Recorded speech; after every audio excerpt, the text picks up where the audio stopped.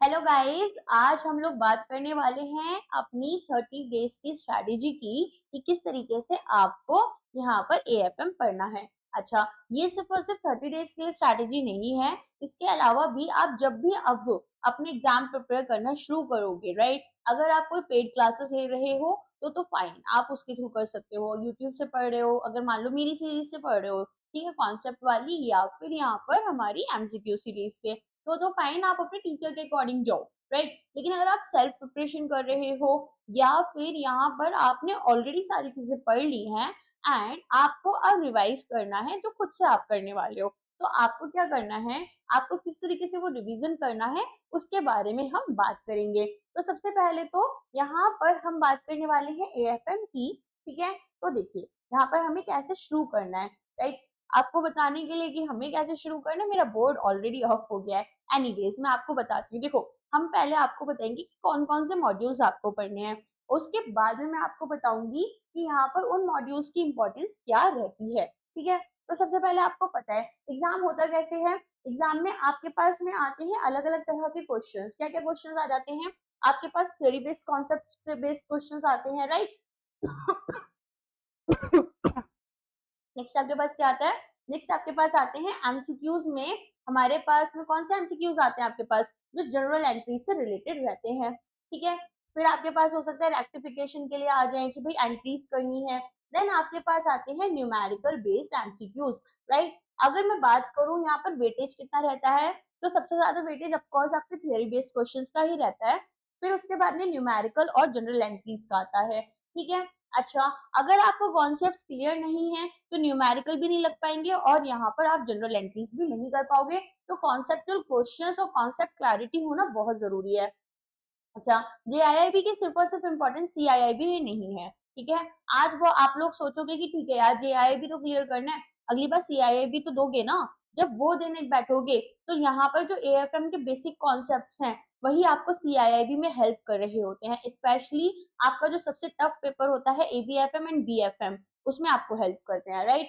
चलिए, तो यहाँ पर ये बहुत ही ज्यादा क्रिटिकल पेपर है आपके लिए। इवन अगर आप यहाँ पर कोई और भी अपने लिए सर्टिफिकेशन लेना चाहते हैं तो एएफएम की आपको नॉलेज होना जरूरी होता है।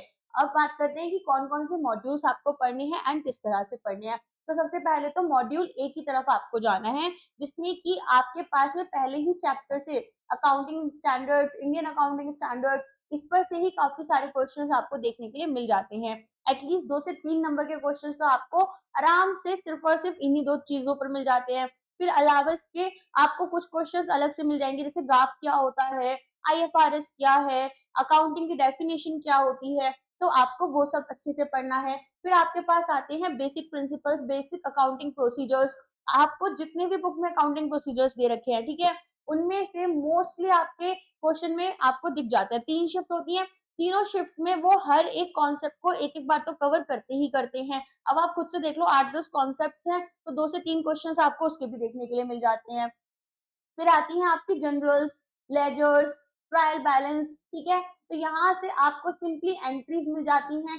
ट्रायल बैलेंस से आपको एरर्स के ऊपर काफी सारे क्वेश्चंस देखने के लिए मिल जाते हैं। इसके अलावा लेजर्स के ऊपर आपको क्वेश्चंस मिल जाते हैं, ठीक है, कि किस तरह हमें पोस्टिंग करनी है। इसके बाद में आपको यहाँ पर बैंक रिकंसिलिएशन स्टेटमेंट पर क्वेश्चंस आते हैं। तो बीआरएस पर अगर मैं बात करूं, इनिशियली इतने क्वेश्चंस नहीं आ रहे थे अगर हम अक्टूबर 2023 का पेपर लेकिन इसके बाद से, ठीक है, मई 2024 और अक्टूबर 2024 में अच्छा खासा वेटेज मिल जाता है बीआरएस का, जो कि 2 से 3 पन्ने का आपका एक चैप्टर है। उसके बाद में ट्रायल बैलेंस में मैंने जैसे बताया आपके ऊपर एरर्स के क्वेश्चंस आ सकते हैं, कैसे इन्हें रेक्टिफाई करना है, और यहाँ पर एडजस्टमेंट्स आप कैसे करोगे, क्लोजिंग एंट्रीज क्या होती हैं, कौन सी एरर्स हैं, ये सारे क्वेश्चंस आपको देखने के लिए मिलते हैं। तो आपको किस तरह जाना है, मॉड्यूल ए से अब आपको शिफ्ट करना है मॉड्यूल सी। मॉड्यूल सी में आपके पास क्या है, सबसे पहले इसका इंपॉर्टेंट चैप्टर है आपका यहाँ पर रेशियो एनालिसिस का, ठीक है। तो यहाँ पर आपसे पूछ रहे हैं फाइनेंशियल मैनेजमेंट के फंडामेंटल्स पूछते हैं, जिसमें बेसिकली आपको 0.5 मार्क्स के क्वेश्चन ज्यादा देखने के लिए मिलेंगे और हार्डली 1 या 2 क्वेश्चन आपको 1 नंबर का मिलेगा। फिर आपको इसके अलावा और क्या आते हैं, यहाँ पर रेशियो एनालिसिस का आपको काफी ज्यादा वेटेज है। इसमें से आपको डायरेक्टली न्यूमेरिकल आ जाते हैं, फॉर्मूले आ जाते हैं, ठीक है। इसके अलावा आपसे किसी पर्टिकुलर रेशियो का सिग्निफिकेंस भी पूछ लिया जाता है। फिर आती है बात capital structure and cost of capital. इसमें से 2 नंबर का न्यूमेरिकल सीधे सीधे रखकर आ जाता है, ठीक है, और कुछ आपको क्वेश्चंस अलग से आ जाते हैं। फिर अगर बात करें लीजिंग की, तो टाइप्स ऑफ लीजिंग पर से आपको क्वेश्चन आ जाता है। फाइनेंशियल और ऑपरेटिंग लीजेस में आपका क्या डिफरेंस है, ये आपके पास आ जाता है। तो अलग अलग बॉन्ड्स की यील्ड क्या होती हैं, डिफरेंट टाइप के बॉन्ड्स की डेफिनेशन आ जाती है, जैसे जीरो कूपन बॉन्ड क्या होता है, परपेचुअल बॉन्ड आप किसको बोलोगे। तो इस तरह के आपको क्वेश्चंस देखने के लिए मिल जाते हैं। अच्छा, इसमें ज्यादा एम्फेसिस आपकी होती है फॉर्मूला बेस्ड न्यूमेरिकल में, जिसमें आपको सॉलिड कॉन्सेप्चुअल बेस चाहिए। क्यों? क्योंकि अगर आपको यहाँ पर इन्होंने प्रॉफिट दिया और रिटेन अर्निंग दे दी मान लो, फिर आपको बोला कि डिविडेंड आपको जो है कि यहाँ पर डिविडेंड यील्ड निकालनी है, तो डिविडेंड यील्ड कैसे निकालोगे अगर यही नहीं पता है कि प्रॉफिट और रिटेन अर्निंग से हमें डिविडेंड कैसे निकालना है। इसलिए कॉन्सेप्चुअल बेस आपका काफी स्ट्रॉन्ग होना चाहिए। नेक्स्ट आ जाते हैं मॉड्यूल डी की तरफ, जो कि है आपका कॉस्टिंग और टैक्सेशन से रिलेटेड, ठीक है। तो यहाँ पर अगर मैं बात करूँ टैक्सेशन में, इस बार इनकम टैक्स बिल काफी ज्यादा न्यूज में था, तो मुझे ऐसा लगता है कम से कम 2-2.5 नंबर के क्वेश्चन तो यहाँ से ही आ जाएंगे, जो कि बहुत सिंपल चैप्टर है। फिर कॉस्टिंग में और क्या होता है, डेफिनेशन और बिल्कुल स्ट्रेट फॉरवर्ड न्यूमेरिकल आपको देखने के लिए मिल जाते हैं। तो इनकम टैक्स क्या होता है, डेफर्ड टैक्स काफी इंपॉर्टेंट है, ये आपको बैलेंस शीट में अलग अलग जगह देखने के लिए मिलता है। एंड इस चैप्टर में ये बेसिकली आपका एकदम डिटेल में कवर हो रहा है। इसके अलावा कॉस्टिंग मेथड्स जैसे हैं हमारे, इनको आपको डिटेल में पढ़ना होगा।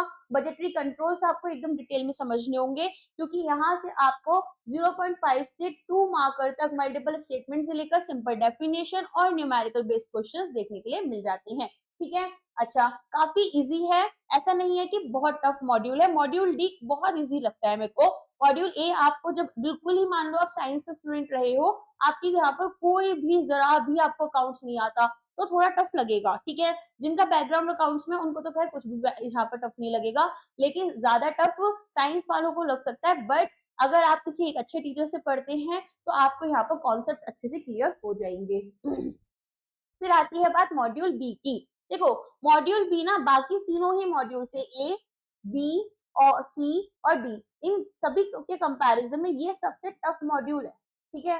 सबसे टफ है एज इन यहाँ पर आपको थोड़े कॉम्प्लिकेटेड कॉन्सेप्ट्स मिलते हैं, थोड़ी कॉम्प्लिकेटेड एंट्रीज मिलती हैं। तो यहाँ पर क्या करोगे, पहले बाकी सारा पढ़ लिया, फिर इसमें से आपको अपना कंपनी अकाउंट्स पढ़ना है अच्छे से, और यहाँ पर एस्पेक्ट्स पढ़नी है फाइनेंशियल स्टेटमेंट की, ठीक है। अगर आपने मॉड्यूल ए नहीं समझा है तो मॉड्यूल बी पर बिल्कुल भी जंप मत करना। बिना मॉड्यूल ए समझना मॉड्यूल बी समझने के लिए आपको लगेगा एक्स्ट्रा टाइम, ठीक है। तो आपके उतने अच्छे से कॉन्सेप्ट भी क्लियर नहीं होंगे, तो आप इसकी तरफ जाना लास्ट में। अच्छा, इसमें आप क्या कर सकते हो, मान लो अब 30 दिन ही बचे हैं, तो 3 ही मॉड्यूल में आपका मैक्सिमम समय चला गया, तो मॉड्यूल बी में ना कैश फ्लो फंड फ्लो आपको आसान लगेगा, सबसे पहले तो उसको पढ़ लेना।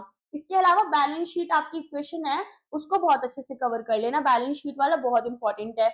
फिर आप क्या करोगे, फिर थोड़ी सी थ्योरी पढ़ लेना कंपनीज अकाउंट 1 की, ठीक है, जिसमें आपको टाइप ऑफ कंपनीज और टाइप ऑफ शेयर कैपिटल अच्छे से समझना है। इसके बाद टाइम बच जाता है अगर, तो बाकी चैप्टर्स एक बार गो थ्रू कर लेना, और कोर बैंकिंग सिस्टम के बारे में भी थोड़ा बहुत पढ़ लेना, उधर से आपको आसान लगेगा।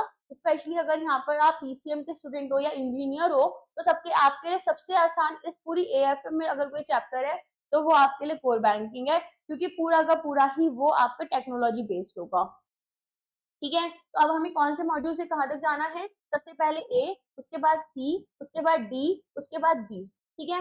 अब आप पूछोगे मैम सिर्फ 2 ही मॉड्यूल्स पढ़ लें, नहीं, देखो क्या होगा, मॉड्यूल ए और सी से ही आपको 70% तक का कवर हो जाता है पेपर के लिए, ठीक है। अगर आपने मॉड्यूल ए और सी पढ़ा है तो आपके 50 नंबर मुझे ऐसा लगता है कि हो जाने चाहिए।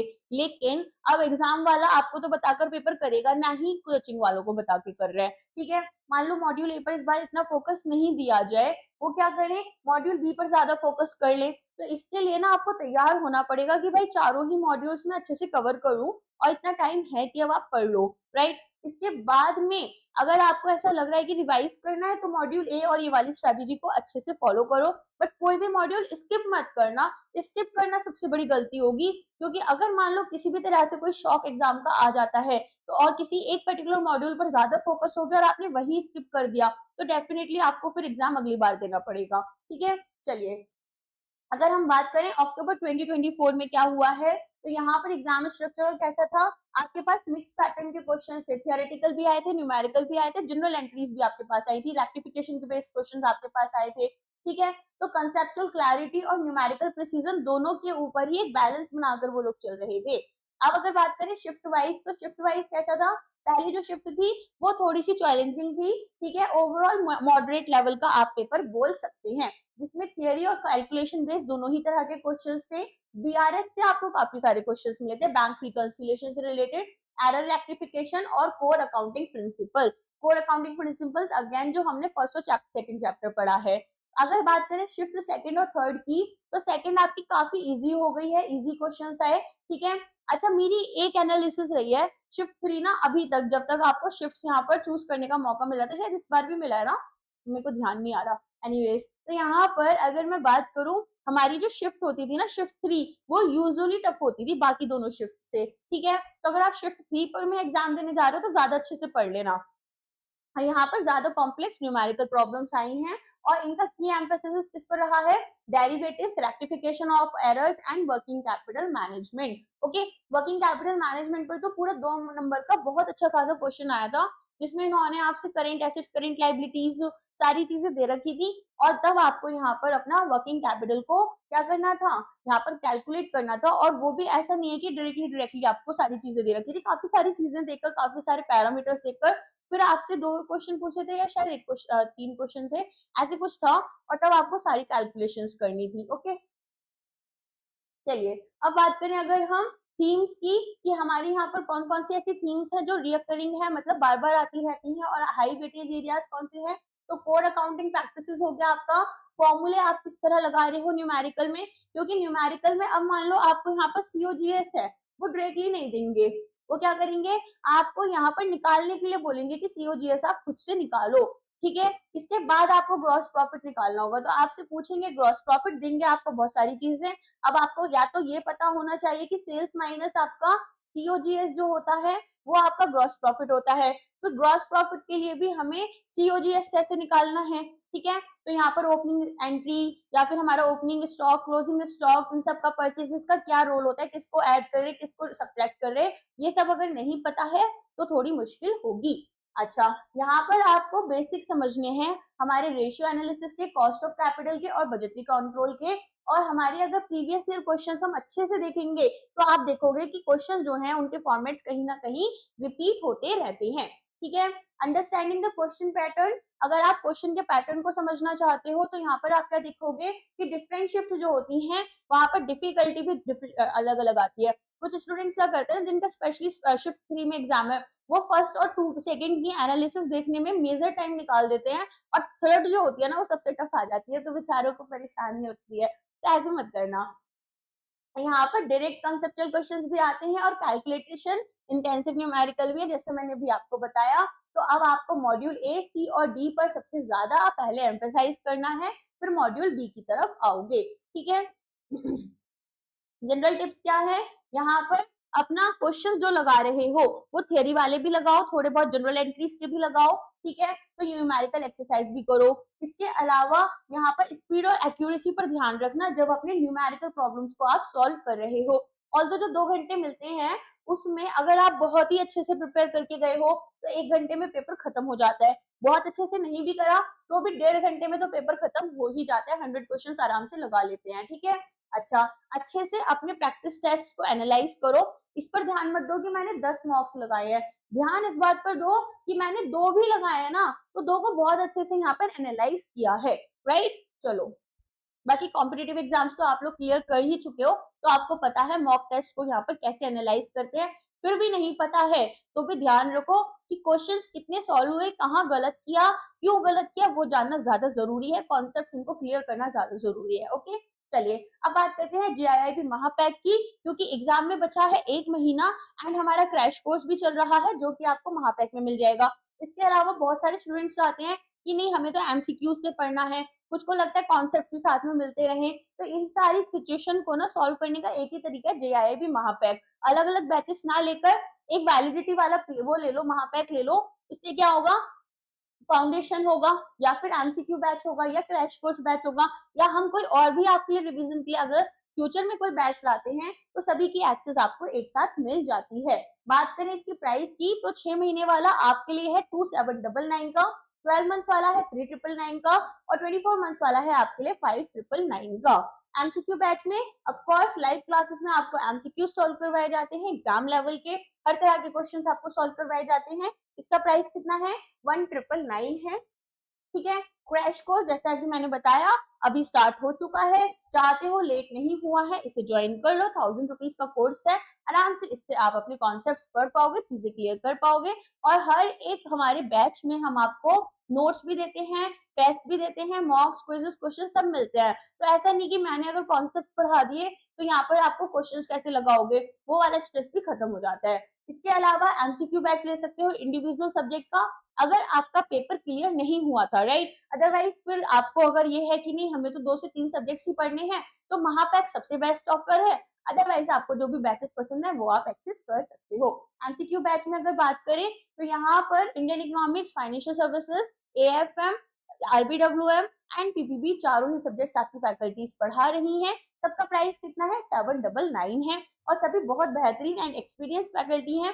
एटलीस्ट इस एग्जाम के लिए तो they are having literally very good knowledge. अगर आपको जाकर हमारे प्रीवियस कोर्सेज भी देख सकते हो या फिर आपने यूट्यूब पर फीडबैक्स देख सकते हो, काफी स्टूडेंट्स ने सिर्फ फैकल्टी से पढ़कर फर्स्ट अटेम्प्ट में ही एग्जाम क्लियर किया है। इसके अलावा बात करें ई बुक्स की, तो ई बुक्स में क्या है, यहाँ पर ई बुक्स में आपके पास में यहाँ पर हमने कॉन्सेप्ट प्रोवाइड किए हैं और एमसीक्यूज प्रोवाइड किए हैं। ठीक है, तो यहाँ पर ये आपके लिए कितने का है, 1,224 रुपीज का है, जिसमें कि पूरा का पूरा बंडल आपको मिलेगा। तो कॉन्सेप्ट, एमसीक्यूज, माइंड मैप्स, यहाँ पर आपको सभी चीजें मिल जाती हैं। चलिए अब नेक्स्ट वीडियो में मुलाकात होगी जहां हम और कुछ इंपॉर्टेंट चीजों को पढ़ेंगे, समझेंगे। Thank you.